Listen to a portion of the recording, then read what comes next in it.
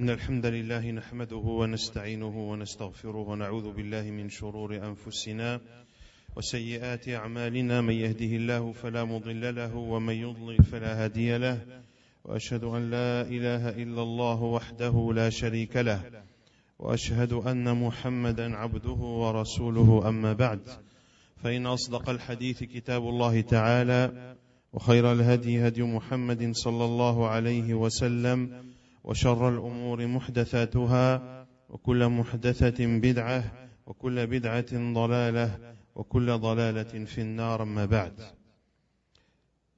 فهذا هو المجلس الرابع من مجالس شهر رمضان وقد تحدثنا أمس عن فضل القرآن وعن فضل تلاوته ونتحدث اليوم إن شاء الله تعالى عن أقسام الناس في الصيام وقد ذكرنا فيما مضى حكم الصيام وأنه فرض وأنه واجب وأنه ركن من أركان الإسلام وأن من أنكر وجوبه فقد كفر والعياذ بالله وذكرنا أيضا أن فرض الصيام كان في أول الأمر على مرحلتين المرحلة الأولى التخيير بين الصوم والإفطار مع الفدية وأن الأفضل الصيام والمرحلة الثانية الصيام ووجوبه قول الله سبحانه وتعالى فمن شهد منكم الشهر فليصمه. Donc ceci, la quatrième assise, les assises du Ramadan. Ces rappels et ces exhortations sont tirées du livre de l'éminent savant Cheikh Mohammed ibn Salih al-Uthaymin rahimahullah ta'ala. Hier, on a parlé du mérite du Coran et du mérite de sa lecture. Aujourd'hui, nous allons parler des différentes catégories de gens et le jugement du jeûne concernant chacune de ces catégories. On a vu dans les cours précédents, dans les assises précédentes, que le jeûne du mois du Ramadan est un pilier de l'islam, que nul ne saurait remettre en cause son obligation. On a vu également que l'obligation du mois du Ramadan, du jeûne du mois du Ramadan, se fait en deux étapes. La première, en donnant le choix de jeûner ou de ne pas jeûner, tout en donnant une compensation, puis que ceci a été abrogé et qu'Allah subhanahu wa ta'ala a ordonné de jeûner le mois du Ramadan. Les gens vis-à-vis du jeûne sont de 10 catégories. والناس في أحكام الصيام أقساما 10. القسم الأول المسلم البالغ العاقل المقيم القادر السالم من الموانع فيجب عليه صوم رمضان في وقته لدلالة الكتاب والسنة والإجماع على ذلك. La première catégorie de personnes, ce sont les musulmans. Le musulman pubère qui a sa raison, qui est résident, qui a la capacité et qui ne comporte pas de mawani', de choses qui l'empêcheraient de jeûner. Donc c'est un musulman qui a atteint l'âge de la puberté, qui a sa raison, qui est résident, qui a la capacité physique et qui n'a aucune chose qui l'empêche de jeûner. cette personne, il lui est obligatoire de jeûner le mois du Ramadan. Et cela est prouvé dans le livre d'Allah, dans la sunna du prophète sallallahu alayhi wa sallam, et à l'unanimité des savants de l'islam. La parole d'Allah Azza wa Jal, Shahru Ramadan alladhi unzila fihi al-Qur'an, hudan lin-nas wa bayyinatin min al-huda wal-furqan, faman shahida minkum ash-shahra falyasumhu. Wa liqawlihi sallallahu alayhi wa sallam, idha ra'aytum al-hilala fasumu.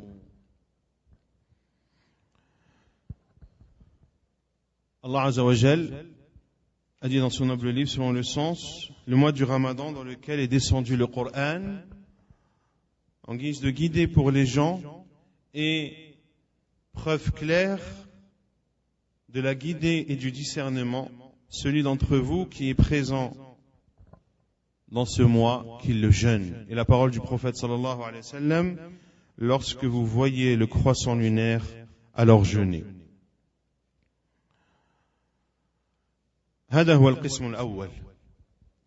القسم الثاني الصغير فلا يجب عليه الصيام حتى يبلغ. La deuxième catégorie de personnes, ce sont les enfants. Il ne leur est pas obligatoire de jeûner jusqu'à ce qu'ils atteignent la puberté. والدليل قوله صلى الله عليه وسلم رفع القلم عن ثلاثة عن النائم حتى يستيقظ وعن الصغير حتى يكبر وعن المجنون حتى يفيق. La preuve est la parole du prophète sallallahu alayhi wa sallam. La plume est levée. La plume est levée. C'est-à-dire que ces personnes, ces catégories de personnes que le prophète sallallahu alayhi wa sallam va citer ne sont pas responsables de leurs actes. Et on ne leur impose pas de mettre en application les ordres d'Allah et de délaisser ses interdits. La plume est levée sur trois personnes. An-na'imu hatta yastayqidh. La personne endormie jusqu'à ce qu'elle se réveille. Wa 'ani as-saghiri hatta yakbur. Et l'enfant jusqu'à ce qu'il grandisse. وعن المجنون حتى يفيق. Et celui qui n'a pas sa raison jusqu'à ce qu'il la retrouve. Et la parole du prophète sallallahu alayhi wa sallam dans ce hadith, وعن المجنون حتى يفيق. المجنون هو الذي فقد عقله. هو الذي فقد عقله سواء فقده بجنون أو بإغماء أو بحادث أو بكبر. المهم أنه كل من فقد عقله فإنه مرفوع عنه القلم. وعن المجنون حتى يفيق. Et celui qui n'a pas sa raison jusqu'à ce qu'il la retrouve. Beaucoup pensent que Al-Majnoun, c'est celui qui est possédé. Dans ce hadith, le sens est plus large. Al-Majnoun, les savants disent que c'est celui qui n'a pas sa raison. Quelle que soit la cause, il peut perdre sa raison car il est possédé par un djinn qui prend le contrôle de sa personne et de son corps. Il peut également perdre sa raison en s'évanouissant. Il peut perdre sa raison suite à un accident, par exemple, comme un accident vasculaire ou autre. Comme il peut perdre sa raison lorsqu'il a atteint un âge très avancé. Dans tous les cas, ce qu'il veut retenir de ce hadith est celui qui perd sa raison jusqu'à ce qu'il la retrouve.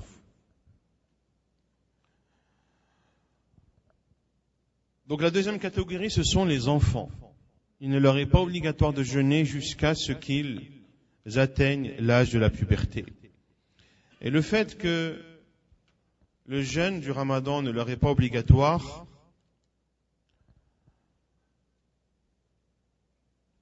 cela ne veut pas dire que leurs parents ne leur demandent pas de jeûner.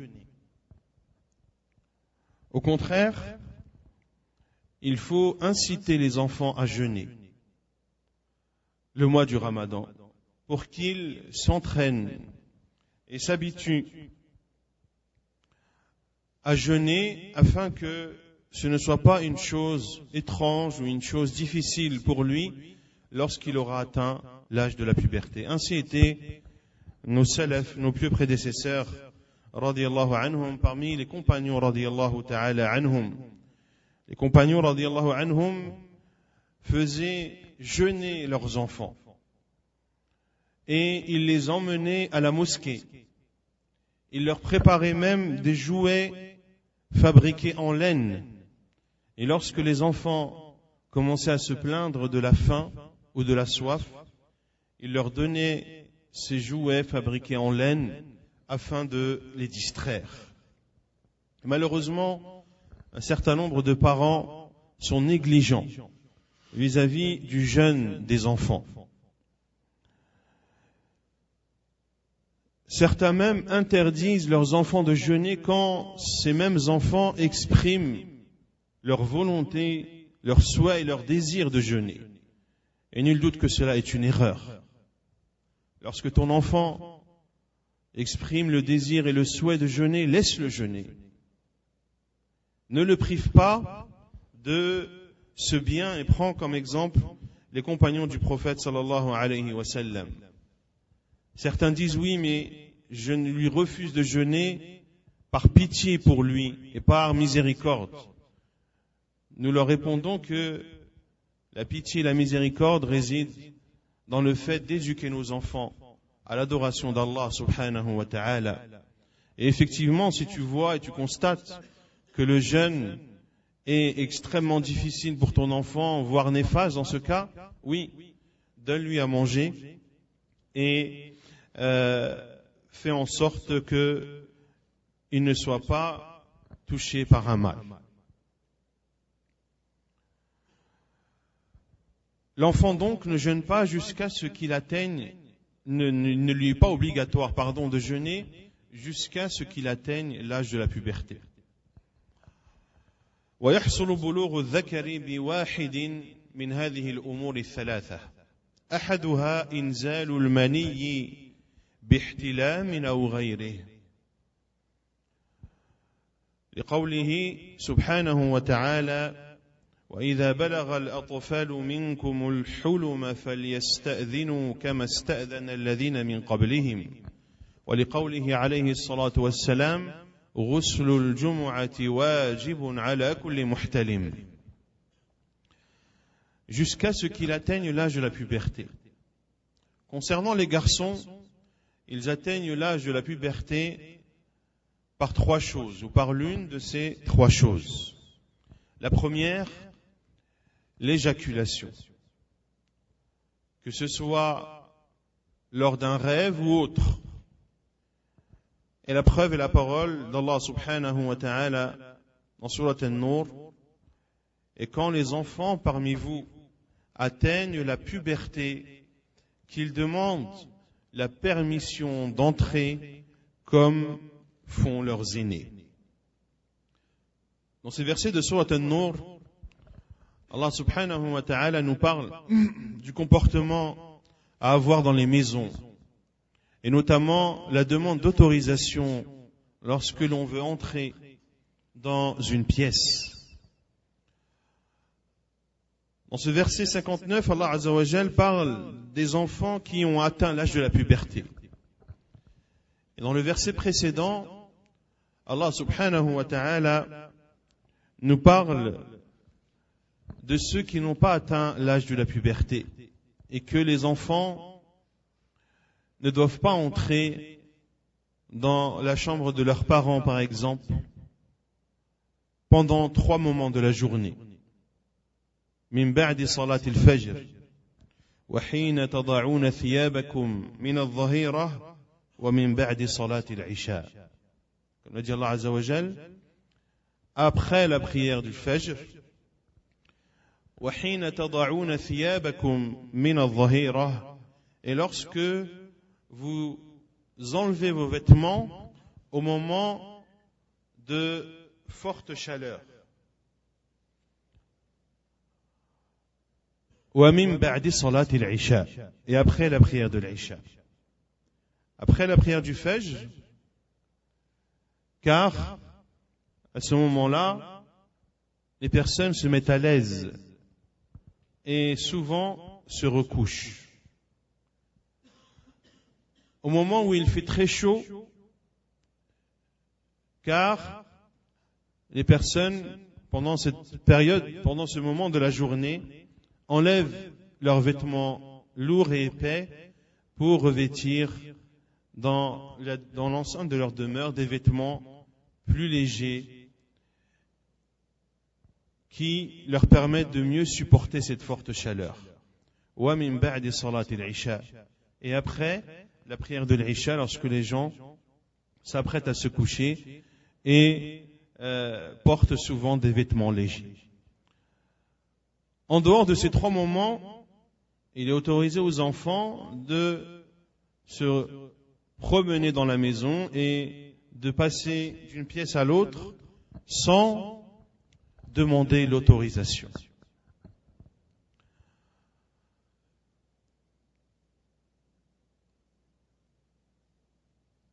Et Allah Azza wa Jal parle ensuite, dans le verset suivant, aux enfants qui ont atteint l'âge de la puberté. Aux enfants qui ont atteint l'âge de la puberté, eux doivent demander l'autorisation dans tous les cas. Car Allah Azza wa Jalla dit: La tadkhulu buyutan ghayra buyutikum hatta tasta'nisu wa tusallimu ala ahliha. Ne rentrez pas dans une pièce qui n'est pas la vôtre jusqu'à après en avoir demandé l'autorisation et avoir salué ceux qui s'y trouvent.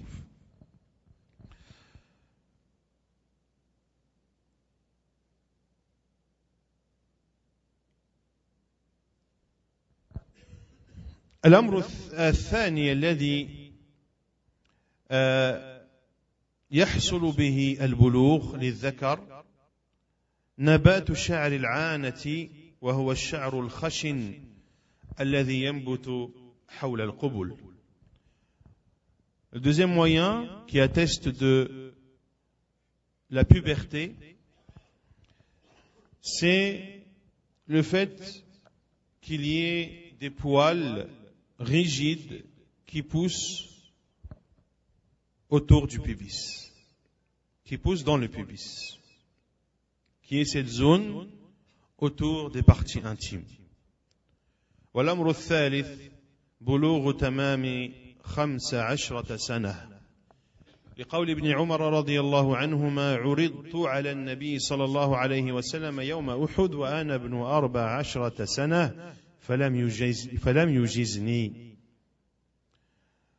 وفي رواية في صحيح ابن حبان وفي سنن البيهقي ولم يرني بلغت وعرضت عليه يوم الخندق وأنا ابن 15 سنة فأجازني.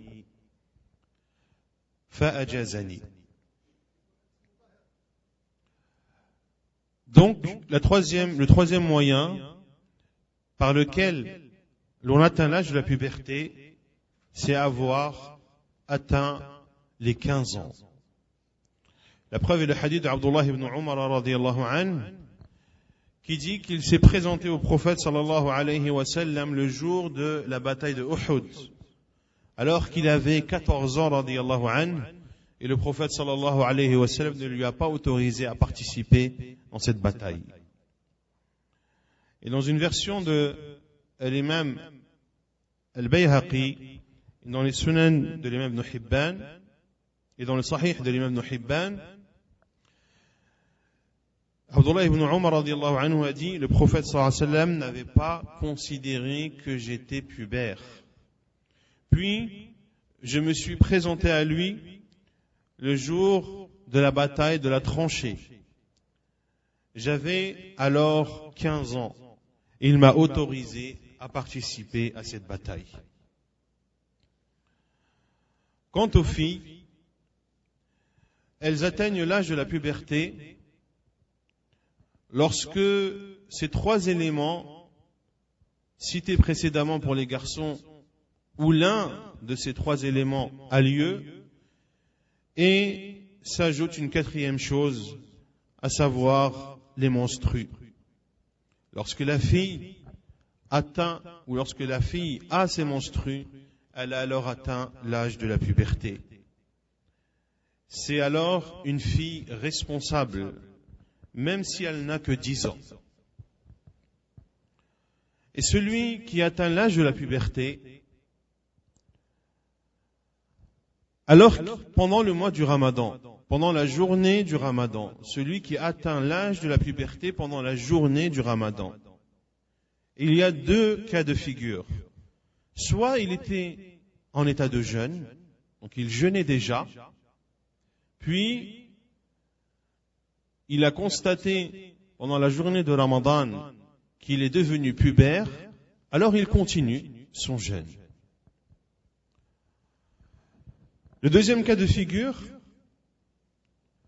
il ne jeûnait pas. Donc il avait le droit de ne pas jeûner vu qu'il n'était pas encore pubère. Et pendant la journée de Ramadan, il constate sa puberté. Il ou elle. Il doit obligatoirement s'abstenir de manger, de boire. Et il doit obligatoirement jeûner le reste de la journée et il n'aura pas à rattraper ce jour. Il n'aura pas à rattraper ce jour car au début de la journée, il ne faisait pas partie des personnes pour qui le jeûne était obligatoire.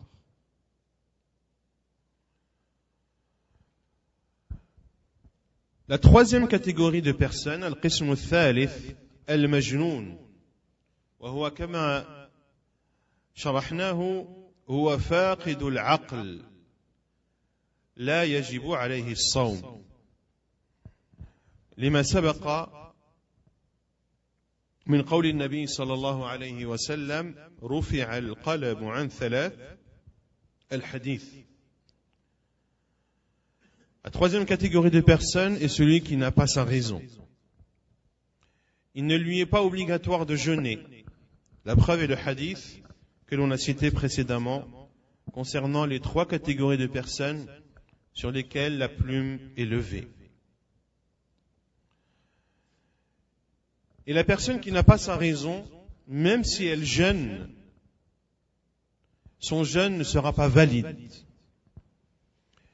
Car il n'a pas de raison. Or, pour qu'une adoration soit valide, il faut qu'il y ait une intention. Et une adoration ne peut être valide sans intention. La preuve est le hadith que vous connaissez tous. Innamal a'malu binniyat wa innama likulli imri'in ma nawa. Les actes valent par leur attention. Celui donc qui n'a pas sa raison et donc qui n'a pas d'intention, son adoration ne peut pas être valide. Et si cette personne, durant la journée, perd sa raison et la retrouve, elle vacille entre la perte de raison et le fait de recouvrir celle-ci. Dans ce cas, les savants disent qu'il doit jeûner lorsqu'il a sa raison.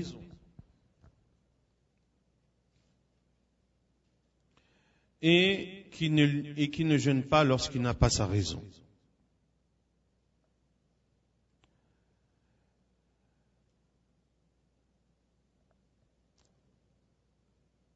Concernant celui qui a sa raison au début de la journée.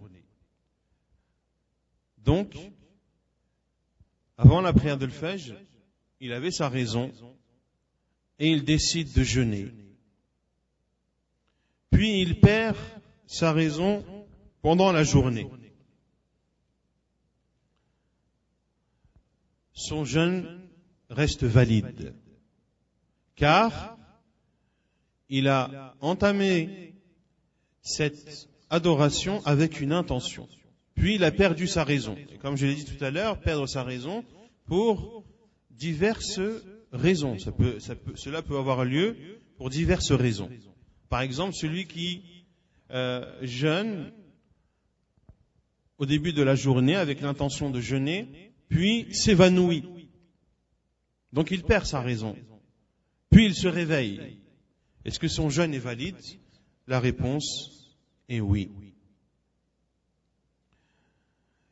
Et il n'aura pas à rattraper son jeûne parce qu'il a perdu sa raison de façon temporaire.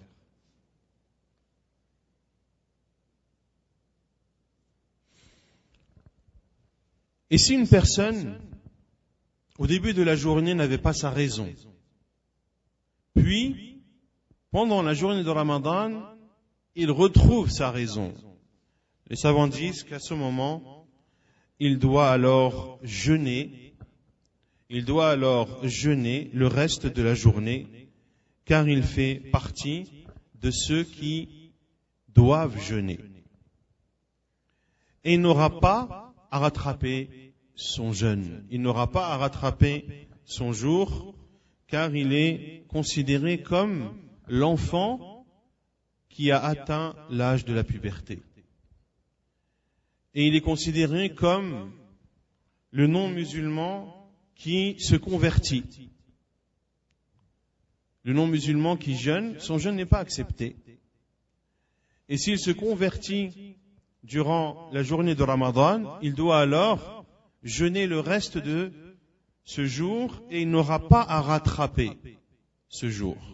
Car, avant qu'il ne se convertisse, le jeûne n'était pas obligatoire pour lui. القسم الرابع الهرم الذي بلغ الهذيان وسقط عنه تمييزه فلا يجب عليه الصيام ولا الإطعام عنه لسقوط التكليف عنه فأشبه الصبي قبل التمييز. La quatrième catégorie de personnes, c'est le vieillard qui a des moments de délire ou qui est en état de démence. Donc c'est une personne qui a un âge avancé, au point qu'il n'a pas sa raison. Et ces paroles ne sont pas des paroles sensées et des paroles compréhensives, de même que ces gestes, ce qu'on appelle souvent la démence.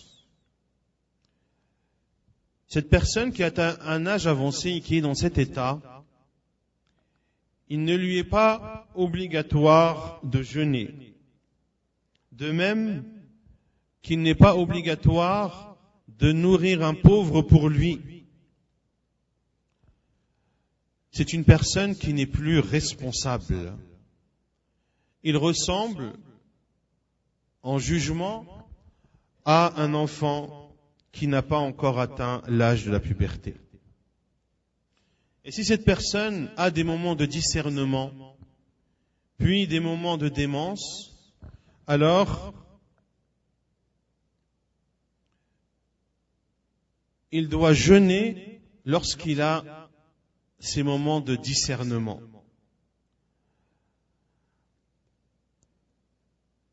Et concernant cette personne, ou ce type de personne, le jugement du jeûne est comme le jugement de la prière. Lorsqu'il est dans cet état, la prière n'est pas obligatoire pour lui. Et lorsqu'il a des moments de discernement, alors on lui demande de prier.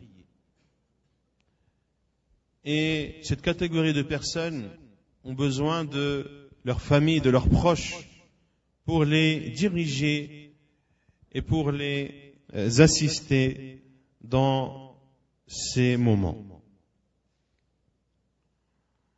القسم الخامس العاجز عن الصيام عجزا مستمرا لا يرجى زواله.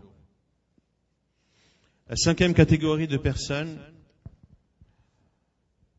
c'est celui qui est incapable de jeûner, incapable d'une incapacité permanente, comme celui qui a atteint un âge avancé, comme le malade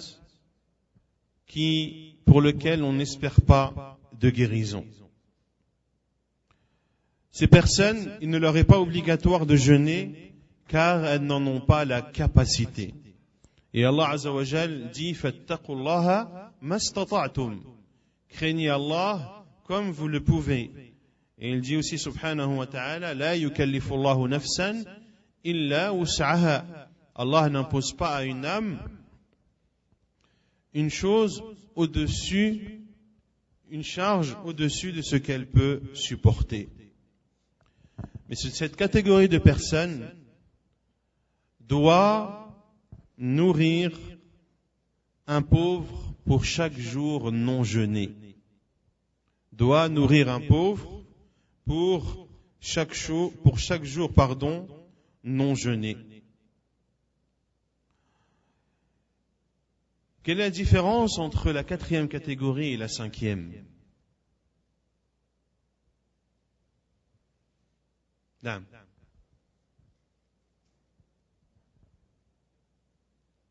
Pour la cinquième, on ne s'adresse pas qu'aux vieillards. La différence entre la quatrième, la raison, Ahsan, c'est la raison. La quatrième catégorie, on a dit, ce sont ceux qui sont en âge avancé et qui sont en état de démence et qui n'ont plus de discernement. Et souvent sont en état de délire, si on peut appeler cela comme ça. Et donc cette personne, le jeûne ne lui est pas obligatoire et on ne nourrit pas pour elle un pauvre pour jour non jeûné, car c'est une personne qui n'est pas responsable. La cinquième catégorie, on a dit que ce sont les vieillards ou les malades atteints d'une maladie incurable, donc ceux-là ont leur raison. Mais ils n'ont pas la capacité physique de jeûner. Et parce qu'ils n'ont pas la capacité physique de jeûner, tout en ayant leur raison, alors ils nourriront pour chaque jour non jeûné un pauvre. Comment nourrir un pauvre? Beaucoup posent cette question.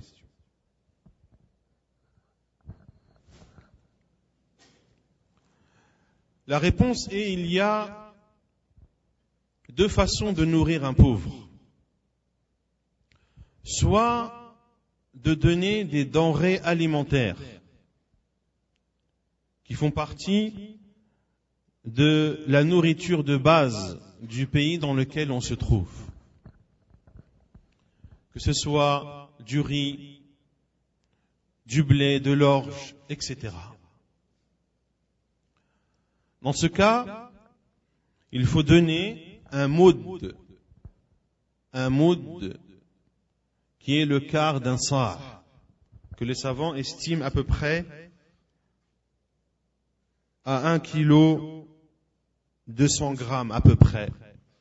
Entre 1 kg 200 grammes et 1 kg et demi à peu près. Dans ce cas, tu donnes l'équivalent de 1 kg 200, 1 kg 500 de denrées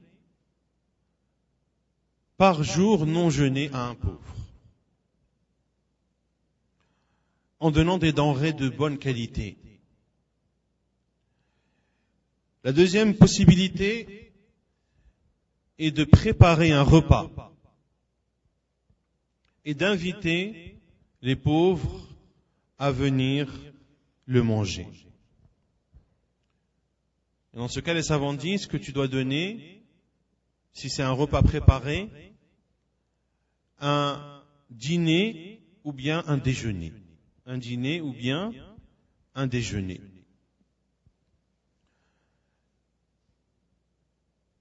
L'imam al-Bukhari, rahimahullah, a dit أما الشيخ الكبير إذا لم يطق الصيام فقد أطعم أنس بعدما كبر عاما أو عامين كل يوم مسكينا خبزا ولحما وأفطر. L'imam al-Bukhari, rahimahullah, a dit quant à la personne âgée qui n'a pas la possibilité de jeûner. Anas, radiyallahu an, Anas ibn Malik, radiyallahu an, lorsqu'il avait un âge avancé, pendant une année ou deux, il n'a pas jeûné et a nourri un pauvre pour chaque jour non jeûné en donnant du pain et de la viande. En donnant du pain et de la viande. Et Anas ibn Malik, radiyallahu an, fait partie des compagnons qui ont vécu longtemps, radiyallahu ta'ala an, bi barakati du'a'i nabi sallallahu alayhi wa sallam. Car le prophète sallallahu alayhi wa sallam a invoqué Allah azza wa jalla en sa faveur pour qu'Allah lui accorde une longue vie.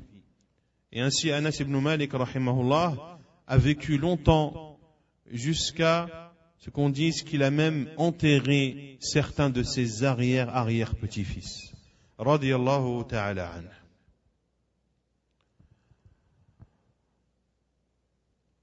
L'on voit à travers ces différentes catégories, on en a cité 5, la sagesse d'Allah subhanahu wa ta'ala et la miséricorde de notre Seigneur subhanahu wa ta'ala à l'égard de ses serviteurs, qui leur a légiféré une religion basée sur la facilité,